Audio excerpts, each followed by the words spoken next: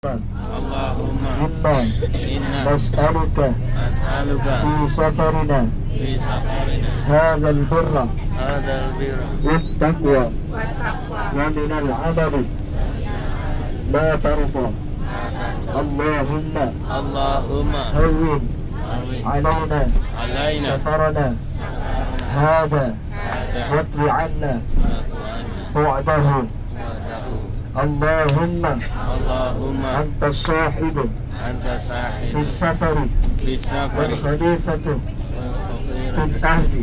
في الأهل. اللهم اللهم إني إني أعوذ بك أعوذ من بك وعثاء من سفر السفر السفر وكآبة وكآبة المنظر المنظر وسوء المنقلب وسوء في المنقلب المال والأهل. والأهل. Sebelah kiri, sebelah kanan ada makanan baki. Mari kita ucapkan salam untuk ahli baki. Assalamualaikum. Assalamualaikum Ya bara, ya bar ya min mu'minin. Haibul Wa mu'minin inna wa inna insyaallah insyaallah bikum lahikun. bikum nabikum Wabadan wa badan mu'ajjalina. wa abjalina. Allahumma ghfir Allahumma ighfir ahli baqi li ahli badi al-gharqat. al-gharqat. Al-Fatiha. A'udzu billahi minasy syaithanir rajim. Alhamdulillahi rabbil alamin.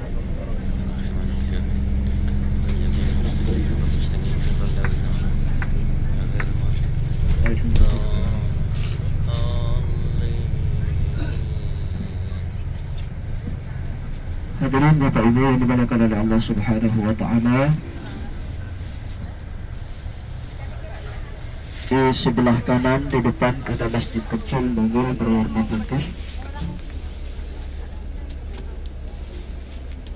Belum sampai di sebelah kanan, nanti di sebelah kanan bisa kita lihat ada masjid berwarna putih.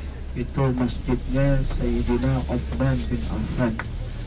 Jadi masjid itu dibangun setelah beliau wafat sebagai kenang-kenangan untuk mengenang semua jasa-jasa beliau, di mana Sayyidina Uthman bin Affan banyak berjuang dan banyak juga menyelipkan harta-harta kekayaannya untuk dijadikan wakaf. Jadi pertama beliau membeli sebuah sumur, di mana pada waktu itu Bapak Ibu yang dimuliakan oleh Allah Subhanahu wa taala, di kota Madinah Yasrib itu sangat minim dengan adanya air, dan ternyata air itu dibeli dari seorang kafir di bangsa Quraisy. Dan alhamdulillah setelah didapatkan sumur itu, beliau tidak nikmati sendiri, akan tetapi sumur itu diwakafkan untuk kaum muslimin, dan bahkan non-muslim pun juga menikmati daripada air itu sendiri. Ini di depan sebelah kanan. Dan alhamdulillah ini lumayan yang macet karena kita lambat aslinya kita udah jam 7 itu udah bertolak karena tadi ada keterlambatan yang gak kebagian lift, terpaksa harus pakai kaki jalan. Masya Allah. Ini gimana, semua kabarnya sehat? Sehat, alhamdulillah. Ini baru permulaan. Setelah kedua kita ke Raudhah, setelah dari Raudhah ini baru permulaan kita. Capeknya mungkin bisa dibilang cuma 10%.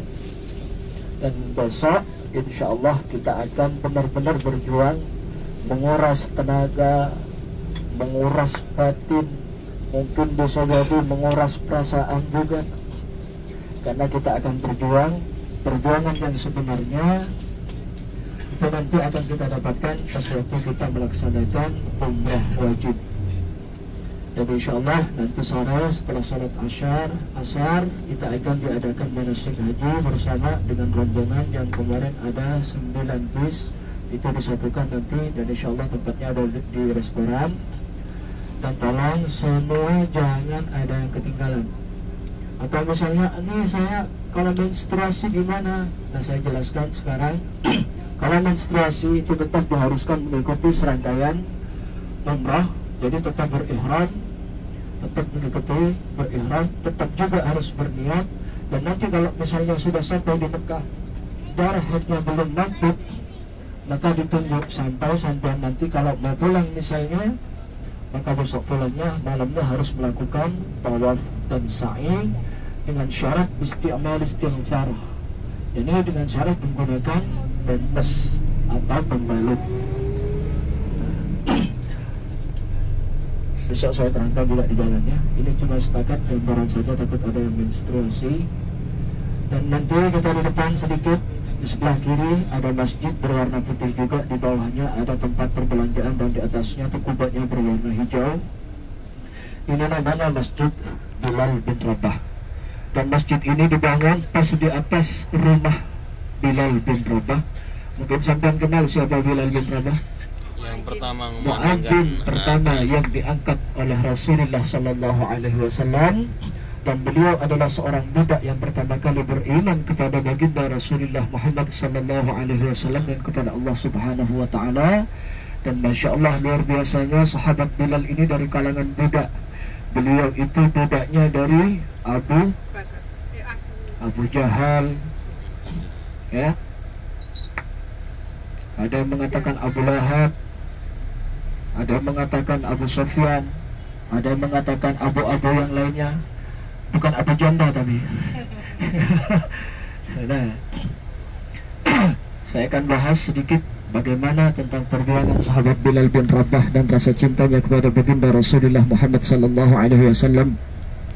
Pertama kali beliau mengumandangkan azan dilakukan di Masjid Quba, setelah itu pindah ke Masjid Nabawi. Dan Bapak Ibu yang dimuliakan oleh Allah Subhanahu Wa Taala, semasa baginda Rasulullah Muhammad sallallahu alaihi wasallam dari Nabiwahnya di sebelah kiri, masjidnya berwarna hijau dan beda dengan masjid-masjid yang lain. Kenapa masjidnya digambarkan dicat berwarna hijau?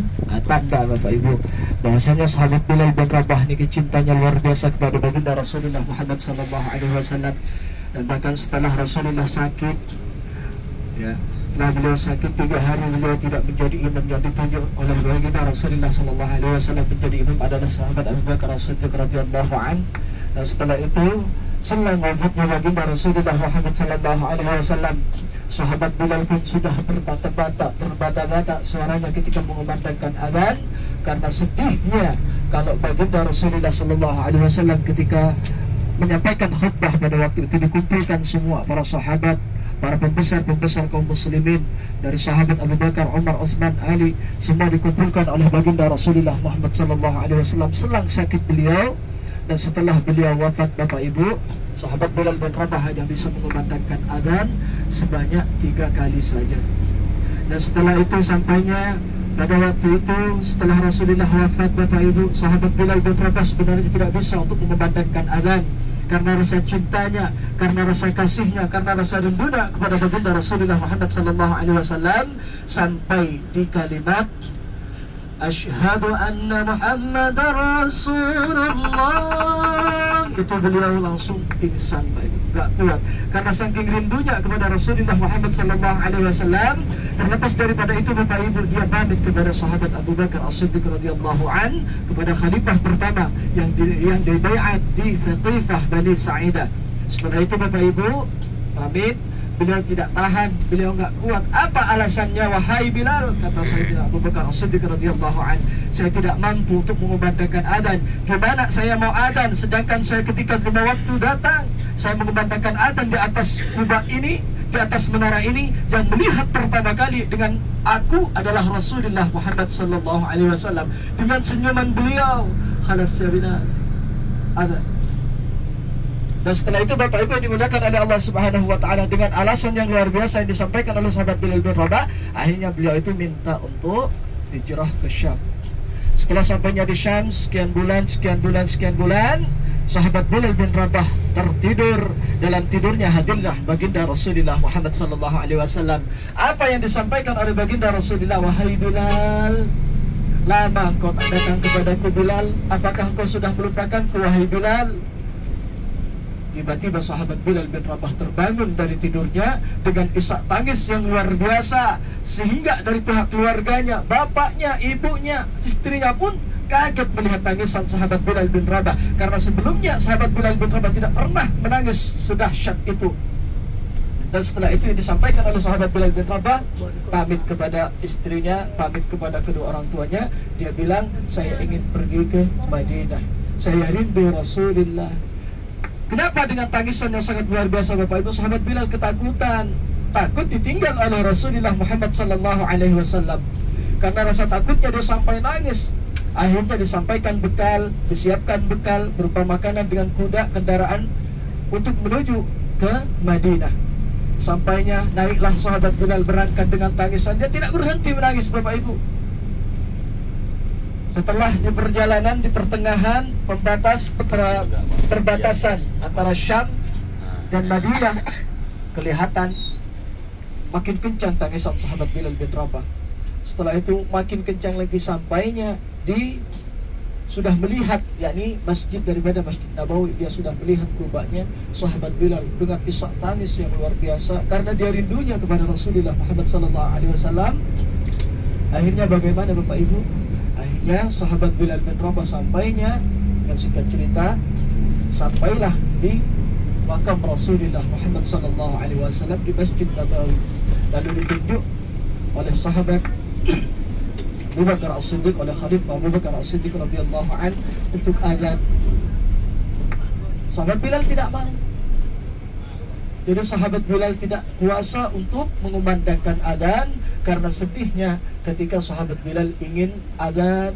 Beliau merasa bahwasanya ada Rasulullah yang memperhatikan. Sementara di hati bersatu, tapi dalam pandangan Rasulullah pun sudah tidak ada. Singkat cerita, akhirnya sahabat Bilal dengan billahi ta'ala dia mengumandangkan azan. Setelah mengumandangkan azan sampai di asyhadu anna Muhammadar Rasulullah, beliau sahabat Bilal bin Rabah jatuh dengan isak tangis air mata yang sangat luar biasa. Dan para sahabat pun juga, semua para sahabat yang mendengarkan azan daripada Bilal, semuanya meneteskan air mata, menangis dengan tangisan isak tangis yang luar biasa karena merasa bahwasanya ketika azan Bilal itu dikumandangkan, merasa Rasulullah itu masih hidup Bapak Ibu. Maka setelah itu terasalah bahwasanya sahabat Bilal dengan tangisannya yang luar biasa. Disitulah sahabat Bilal bin Rabah sadar bahwasanya Habibi wa hayati, kata Bilal, cintaku, kekasihku sudah pun tiada. Dia sudah bersama Allah. Tapi bagaimana Bapak Ibu bijaknya Khalifah Abu Bakar As-Siddiq radhiyallahu an, sehingga di waktu itulah bisa terleraikan. Dan pada akhirnya sahabat Bilal pun langsung mengumandangkan azan lagi untuk waktunya sampai beliau wafat Bapak Ibu yang dimuliakan oleh Allah Subhanahu wa taala. Dan alhamdulillah kita sudah pun mau memasuki Masjid Quba di sebelah kiri.